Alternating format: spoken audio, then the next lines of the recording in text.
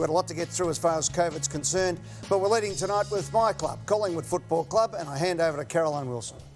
Massive day for the Collingwood Football Club. It's overshadowed the COVID crisis and all the games being moved out of Victoria, potentially this week and next week, Ed. So Jeff Browne has announced his decision, as we've all been waiting for, to run for the Collingwood board. He said in the Herald Sun today that he wanted a peaceful handover.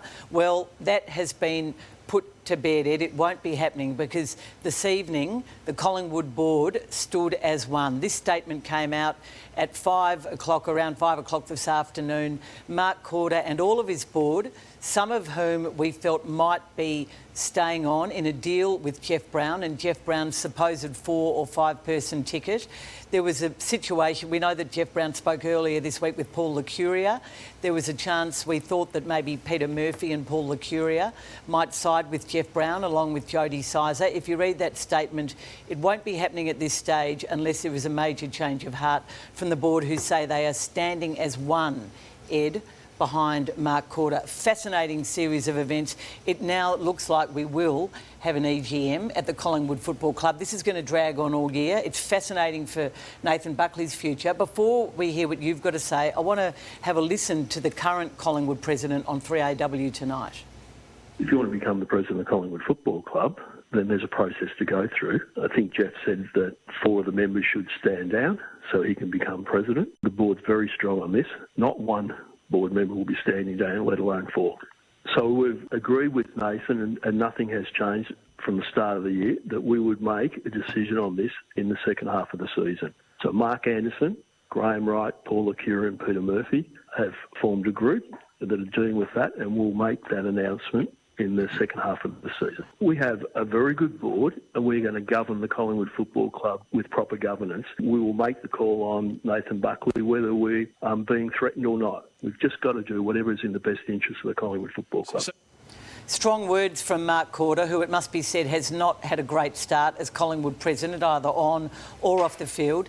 Ed, pretty much every photograph of Jeff Browne that we've seen in recent weeks and months includes photos of him with you. We know your close relationship going back a long way, both privately and in business. Mick Warner's reporting in the Herald Sun today that you have been offered an unofficial role to come back to the club in a backroom sort of way. Is this correct? I'm sick of being called a liar. I'm sick of it. I gave 23 years of my life to the Collingwood Football Club, and everything I've ever done is for the benefit of the Collingwood Football Club. If I thought I was going to add more benefit to the football club, I'd still be the president, right? So I'm not.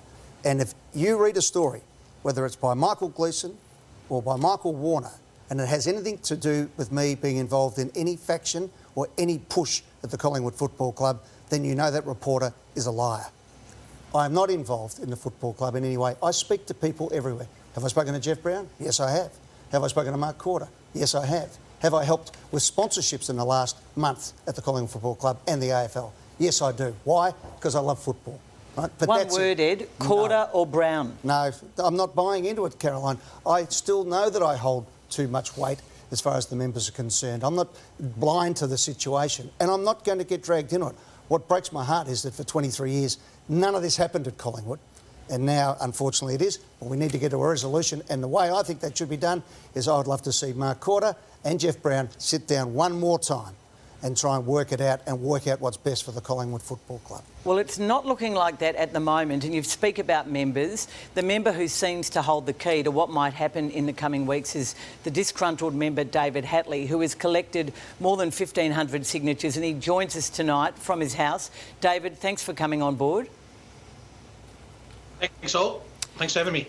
So are you still planning, do you still want to push for this extraordinary general meeting?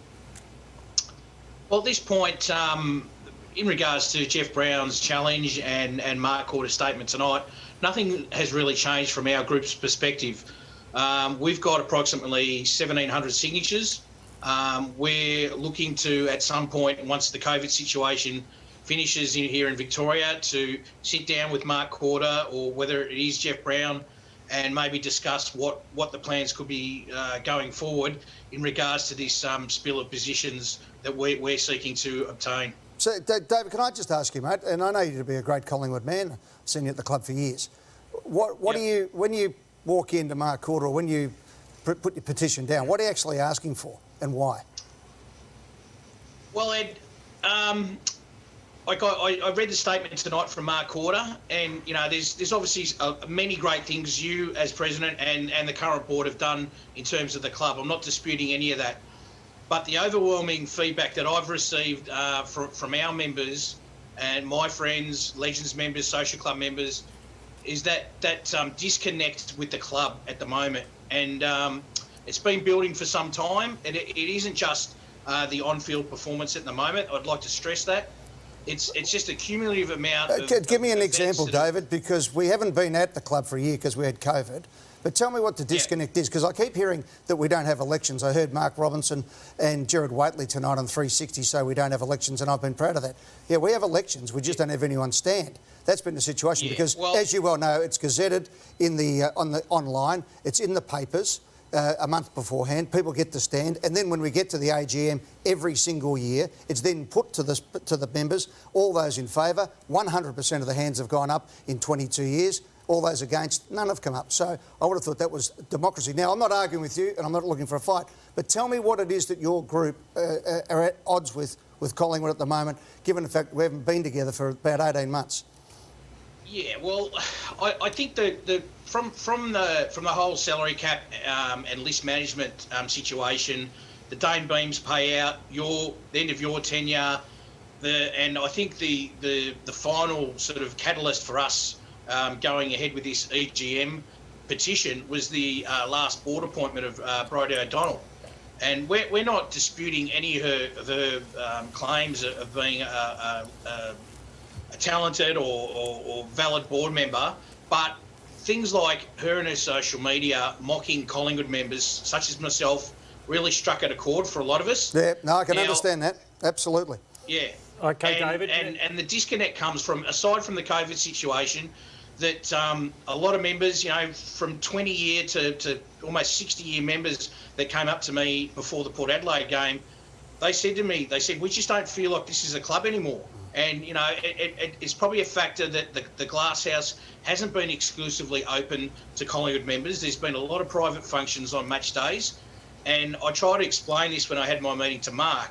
Now, I don't know some of these things, Ed, that have been raised in member forums and whatever have actually got to you guys at the board level. Okay, David. Leave it there, mate. Lordy's got just last one. All right, so I think the sooner this gets done, the better. How many signatures have you got? How many do you need, and when's this going to happen? Because I think the sooner something happens, the better. Well, like I said earlier, we've got approximately 1,700. We believe, about 650, so we're well above the threshold that we need to trigger an EGM. We would, once the COVID situation settles down in Victoria, then we would present that to Mark Corder. I believe then the board has up to 40 days to sit on those signatures and present them at their next available scheduled board meeting. And then from then, it would be 21 days from then for the EGM to be announced. All right, David, So we'll leave it there, mate. We've got to move on, but thanks very much for joining us, mate. And, let's chat to the guys, mate. I beg of you, chat to the two people involved or whoever ends up being the president of the Collingwood Football Club and go through these things. There are rational answers to a lot of the things you say that don't work these days, and some of those functions are the things that we're talking about as well, but there's solutions to be had. Good on you, mate. You're a passionate man and you're doing the right thing. I know that. I know that your heart's black and white. Good on you, buddy. Thanks a lot, Eddie. Appreciate it all. Good on you, David. Good stuff. Okay, David Hatley joining us. Before we move on, just quickly, this is a mess. I just want to ask Ross Lyon what it means for Nathan Buckley. You've been through a similar board challenge at St Kilda in your time. How tough is it going to be for him from now on to get through this? Nobody likes uncertainty. In the words of Lee Matthews, harmony helps, friction fractures. So there's a lot of fracturing going on at that club. Past players are coming out. Yeah. Fathers of players, player managers. It's getting ugly. It's fracturing. It's going to make it almost an insurmountable task. He'd be very anxious, under the water. His legs would be going very quick. What about the senior players? They'll be distracted. There's no doubt they'll fight hard not to be, but if you're more, how do you not? Your dad's commenting. And you've got Dacos there. It's messy. Yeah. But I suppose I'll put it to you, Caroline, is it Eddie, there was a pile on, and Eddie, for whatever reason, he was there a long term and he stepped down. But is it, I don't know if the word's naive, for the rest of the Collingwood board to think they can then just pick up the reins and go? Is it necessary that there's change if you think reasons, and I don't want to ask Eddie, but from your point of view, do you think it's almost naive that you think you can just roll on, pick up the reins?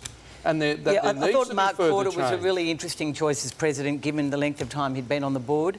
I wonder if he stood aside and someone like Christine Holgate took over, whether Jeff Browne would want to challenge. It sounds to me like Jeff Browne will challenge, and I think he'll win. Yeah. But it's going to drag on now for weeks and months if Mark Porter won't step aside and the board won't step aside. Names like Peter Moore, Paul Tuddenham, a lot of names we don't know are going to be part of what will now be a 7-man man and woman ticket. And I think, unfortunately, they've made some terrible mistakes since the board changed, and they're paying the price now. And it's probably a missed opportunity to get to that member and corral it before you're sitting out front of the MCG. But that's the experience hardest of the thing, chair. though, is no one's been together for 18 months, you know. No. And you know the thing about the salary cap. Let's let that play out. Okay, we've been going for 10 weeks into the season. No, but we've got the systemic racism, we've got the salary cap, we've got the trade period. It's been messy. But the systemic racism thing was an answer to an issue. No, I'm not saying, I'm not making a judgment on it, but what I'm saying, it's been in the public forum. Of course it has. But you took the load and you stepped down, and maybe it was the right time, but a number of those board members, they've got to sit under that umbrella too, and maybe there does need to be change. I'm not sure. All I know is it's everything that I hoped wouldn't happen. Well, it's happening, and feared, and you know, it's heartbreaking to watch. So I'll be watching the role of Craig Kelly over the next few weeks in all of this too. Just get it sorted, get Mark Porter and Jeff Browne in the same room and fight for Collingwood. That's all we want.